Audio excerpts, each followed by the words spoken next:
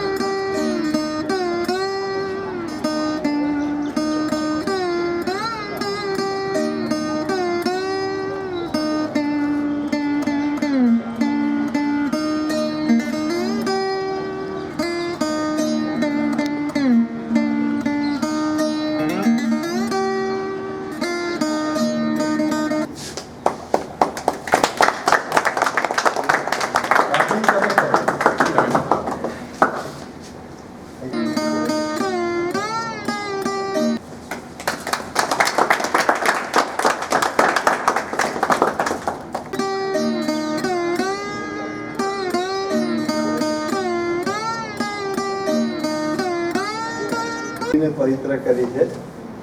ત્રિવેદી સાહેબને વિશે મેં જાણી હું એટલો બધો અંદરથી ઓતપ્રોત થઈ ગયો છું કે એક મોટા ગજાની જે હસ્તી કહેવાની એકદમ જમીન સાથે જોડાયેલી વ્યક્તિ છે આપણે ત્યાં આવી છે એટલે આપણને એ માટે ખૂબ જ મને અંદરથી એક હૃદયથી ભાવ એમના તરફ જાગે છે.